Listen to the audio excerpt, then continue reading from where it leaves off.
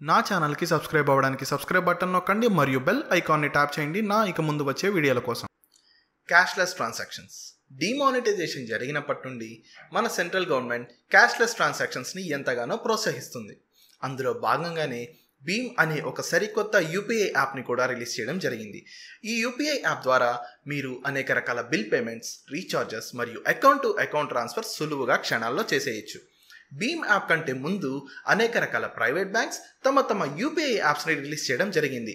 కానీ yes bank వారి PhonePe యాప్లో ఉన్న ఫీచర్స్ మరియు ఆఫర్స్ మరి ఏ ఇతర యూపీఐ యాప్లో లేవనే చెప్పాలి.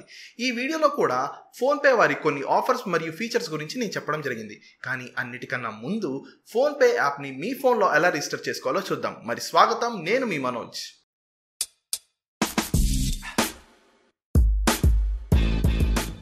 ముందుగా మీ స్మార్ట్ ఫోన్లోని ప్లే స్టోర్ లేదా యాప్ స్టోర్ ఓపెన్ చేసి ఫోన్పే అని సెర్చ్ చేసి యాప్ని ఇన్స్టాల్ చేయండి. లేదా కింద డిస్క్రిప్షన్లో ఉన్న లింక్ ద్వారా ఇన్స్టాల్ చేసుకున్నట్టయితే మీకు మీ మొదటి ట్రాన్సాక్షన్కి ₹150 వరకు క్యాష్ బ్యాక్ రావడం జరుగుతుంది. యాప్ ఇన్స్టాల్ అయ్యాక ఓపెన్ చేయండి. ఇక్కడ మీకు రిజిస్టర్ అనే ఆప్షన్ కనబడుతుంది. ఫోన్పే రిజిస్ట్రేషన్ కోసం ఈ రిజిస్టర్ ఆప్షన్ని సెలెక్ట్ చేసుకోండి. ఇప్పుడు మీకు క్రియేట్ ఫోన్పే అకౌంట్ అని ఒక ఫామ్ ఓపెన్ అవ్వడం జరుగుతుంది. ఈ ఫామ్లో ముందుగా మీ మొబైల్ నెంబర్ని ఎంటర్ చేసినట్టయితే వెంటనే మీ మొబైల్కి ఒక ఓటీపీ రావడం జరుగుతుంది.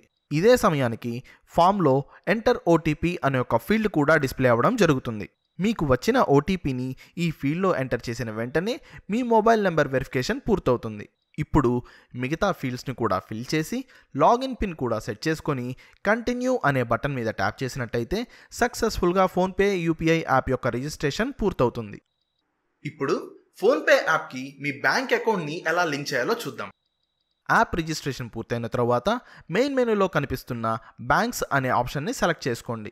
ఇక్కడ చెప్పిన విధంగా యూపీఐ పేమెంట్స్ చేయడానికి మీ మొబైల్ నుండి ఒక SMS చేయవలసి ఉంటుంది. అందుకోసం సెండ్ SMS అనే ఆప్షన్ని సెలెక్ట్ చేయండి. వెంటనే మీరు మీ మొబైల్ మెసెంజర్లోకి రీడైరెక్ట్ అవ్వడం జరుగుతుంది. ఇక్కడ మీకు కనిపిస్తున్న కోడ్ని ఎటువంటి చేంజెస్ చేయకుండా సెండ్ బటన్ని ట్యాప్ చేయండి. SMS సెండ్ అయిన వెంటనే మీ డివైస్ వెరిఫికేషన్ కంప్లీట్ అయినట్టు ఒక మెసేజ్ రావడం జరుగుతుంది. ఇప్పుడు కంటిన్యూ బటన్ మీద ట్యాప్ చేసినట్టయితే బ్యాంక్స్ లిస్ట్ కనిపిస్తుంది. మీకు ఏ బ్యాంక్లో అయితే అకౌంట్ ఉందో ఆ బ్యాంక్ని సెలెక్ట్ చేసుకోండి. వెంటనే మీ బ్యాంక్ అకౌంట్ డీటెయిల్స్ యొక్క ఫెచ్చింగ్ ప్రాసెస్ స్టార్ట్ అవ్వడం జరుగుతుంది. మీ బ్యాంక్ అకౌంట్ నెంబర్ని ఇక్కడ కనిపిస్తున్న లాస్ట్ 4 డిజిట్స్తో కన్ఫర్మ్ చేసుకోండి.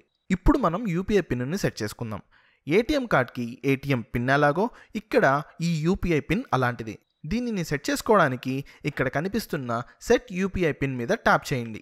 ఇప్పుడు మీ బ్యాంక్ అకౌంట్కి లింక్ అయి ఉన్న ఏటీఎం కార్డ్ డీటెయిల్స్ ఇక్కడ ఎంటర్ చేసి కంటిన్యూ అనే బటన్ని క్లిక్ చేసినట్టయితే మీ మొబైల్కి ఒక ఓటీపీ రావడం జరుగుతుంది.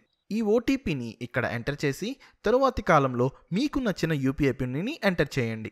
కన్ఫర్మ్ చేయడానికి మరొకసారి యూపీఐ పిన్ని ఎంటర్ చేసి సబ్మిట్ అనే ఆప్షన్ని సెలెక్ట్ చేయండి. వెంటనే మీకు బ్యాంక్ అకౌంట్ లింక్డ్ సక్సెస్ఫుల్లీ అని ఒక మెసేజ్ డిస్ప్లే అవ్వడం జరుగుతుంది. ఇప్పుడు డన్ మీద ట్యాప్ చేసినట్టయితే మీ బ్యాంక్ అకౌంట్ డీటెయిల్స్ ఇలా కనిపిస్తాయి. ఇక మీ బ్యాంక్ బ్యాలెన్స్ని తెలుసుకోవడం దగ్గర నుంచి అనేక రకాల recharges, bill payments, account to account money transfers మీరు సెట్ చేసుకున్న యూపీఐ పిన్ని ఎంటర్ చేసి సులువుగా క్షణాల్లో చేసేయచ్చు. సాధారణంగా ఇతర యూపీఐ యాప్స్లో మనం కేవలం ఒక్క బ్యాంక్ అకౌంట్ని మాత్రమే లింక్ చేయగలం. కానీ ఈ ఫోన్పే యూపీఐ యాప్ ద్వారా మీ ఫోన్ నెంబర్కి లింక్ అయి ఉన్న అన్ని బ్యాంక్ అకౌంట్స్ని లింక్ చేసుకోవచ్చు. ఇది ఫోన్పే వారి అతి ముఖ్యమైన ఫీచర్ అని చెప్పాలి.